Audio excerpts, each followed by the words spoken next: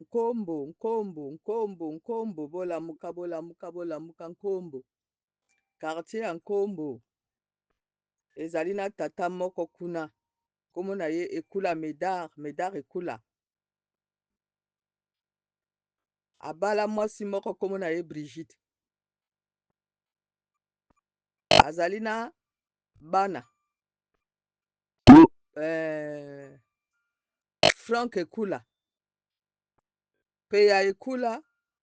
Kumu Ekula. Anisha Ekula. Bavana Nkombo kuna. Peya Ekula avana wapi na Pointe Noire. Bandeko na ye ya basi kombo na bango Roseline Ekula. Asala na douane. Donc Ekula Medard oyo bata Nkombo boyoka masolo ya Ekula Medard. Boyebi Ekula Medard avana Nkombo.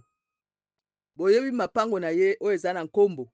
Boyebi mwana na ye kombo na ye Frank Ekula. Makambo ya somo bawuti kosala. Ye Ekula Medard oyo aza na misala mabe. Ye akangaka ba ame ya bato. C'est-à-dire bato nyonso tu o bakufaka. Oyo basambelaka te. Oyo bakenda na lumière te. Ye akangaka milimo na bango. Ebotala makambo ya wuti osala siko toyuko ngbata ye la main dans le sac. Bato ya Nkombo, bolamuka Ekula Medard. Ekula Medard oyo tata ya Frank Ekula. Na Peya. Na Kumu. Asa lia déjà Kumu. Donc Ekula Medard nisala mabe. Tokangi ye la main dans le sac. Wapi na Mukondo. Pino oye Mukondo elingolo banini. Mukondo elingolo ba baoba. Tango bazoloba na Kikongo ko mu elingolo bangai baoba. Kondo ezali baoba. Donc na quartier ya Mukondo. Kuna ake kosala ba travaux kuna. Akenda kosala ba travaux na Mukondo kuna. Ekomi sikoyo epai basalaka fondation oyo batiaka mabanga batiaka ciment batiaka sable batiaka pe fer. Ye akomi kotia milimo ya bato akomi kobomba milimo ya bato asali dépôt na ye ya milimo ya bato. Somo wana nani azosala ngo Ekula Medard. Ekula Medard azosala ngo na nani na Mbemba Urbain. Azosala ngo na nani na maçon o babengi Bukaka. Azosala ngo na nani na Gédéon. Azali na réseau na ye. Réseau ya mafia. Réseau oyo ekangaka bilimo ya bato basalaka butu bino so bolamuki na ntongo bomoni ke ndako esili nde kuna bazosala dépôt epai ye moko avandaka kuna na Nkombo kuna ezalaka dépôt ya milimo ya bato soki bino omoni mosala oyo asalaka ezalaka nini akenda na matanga ya bato soki moto akufi bafuti ye mbongo ye ake kokanga molimo ya moto wana. Donc azali na ba dépôt wapi na Mukondo kuna epai ya kotonga ndako kuna tokase ndako yango etango tokase ndako yango toyi komona ba ame nyonso tu ya kobomba na se ya toto ba ame oyo ya kobomba na se ya toto yango wana tozopesa pe baoba oyo ya Mukondo oyo bengi quartier Mukondo tozozongisa matondo na baoba donc Mukondo elingi oloba baoba tozongisi matondo na baoba.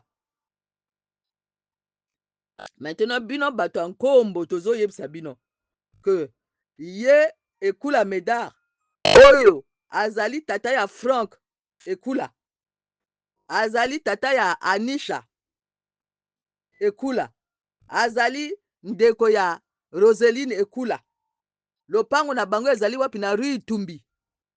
Donc ye Ekula wana alia tata na ye alia lipasa o babengi kumu Ekula wana ye alia bango. Donc alia na mama na ye alia famille mobimba. Donc ndoki monene Ekula elingi koloba nkuyu injula mukuyu donc azali mukuyu ekula elingi koloba mukuyu, c'est-à-dire moto atiaka baarme ya bato na prison cage ye wana ekula azali moto oyo mukuyu oyo atiaka bato so bakufi alingi bato bakende na lumière te ye akosala nini akozwa bango atie bango na se ya toto donc na kati ya lopango na ye wana ezali kaka badepo na badepo edepo yango ezali interconnecté na depo oyo ya kosala na mokondo kuna biso topandi depo yango nyonso tu mpo na baoba ya mokondo alobi bopanza yango wana tozozongisa matondo na baoba ya mokondo mokondo elingi koloba nga baoba donc bino kuna na nkombo boyebaka na lopango oyo ya ekula medar ezalaka depo monene ya baarme ya bato so bino omoni na kati ya famille na bino bato bakufa boyebi epa bato wana bazali te bokenda koluka yango na kati ya lopango ya ekula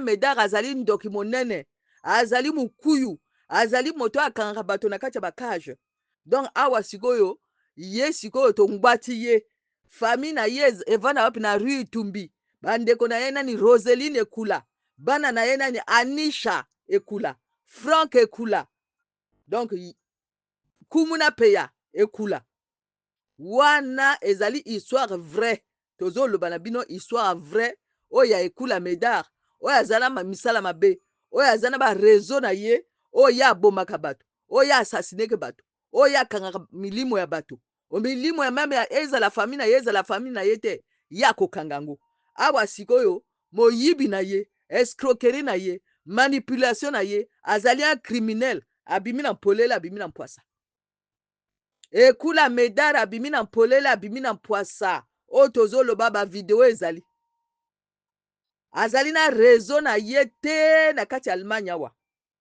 azali na réseau na ye te na kati ya France azali na réseau na ye na kati ya Brazzaville wana 11 rue Lompama oyo babengi abomi Adolphine wana nde mwasi oyo abimaka na ye mwasi na ye ya butu abomi Adolphine mwana na ye Anisha wana ye akobimaka na mwana na ye moko ya mwasi na kati ya lopango na ye oyo ya nkombo wana oyo ezali histoire vrai ezali te bazokosela moto makambo bozomona na 11 rue Lompama wana ezali kaka batrafic d'âme na batrafic humain batrafic d'âme na kati wana bokokenda na zando oyo ya terminus na zando oyo ya terminus ya mikalu kuna eza na depo ya nani oyo abomi ya Dolphine kuna mpe batekaka nini trafic ya bahumain basala trafic ya bahumain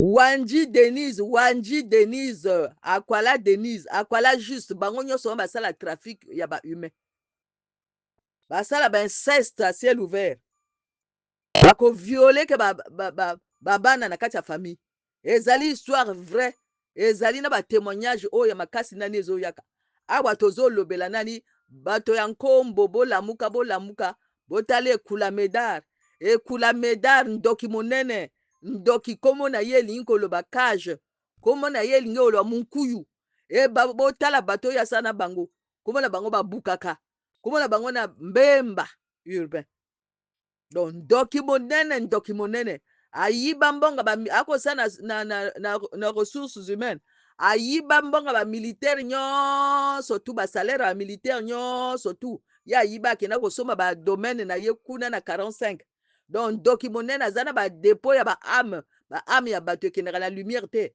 donc ntango bozovanda na kati ya Congo wana boza na kati ya molili mpo na nini parce que baarme ekendaka na lumière te enani akangaka baarme yango ezali nani mukuyu babengi ekula medar abimi na polele abimi na poisa nzambe aloba boye alobi mon peuple périt par faute de connaissance tu connaîtras la vérité et vérité ekolibere yo yango oyo sikoyo tongwati ye na kati ya mokondo ndenge nini ye azobomba baarme ya bato akende na basimetiere akende kolokota baarme ya bato aya kobomba na kati ya mokondo mokondo sikoyo ebimisi ye na polele na poisa bino bato ya nkombo mokondo ebimisi ekula medar na polele na mpwasa tata ya Anisha tata ya Frank, tata ya Peya, tata ya Kumu, ye wana abimi na polele abimi na poisa.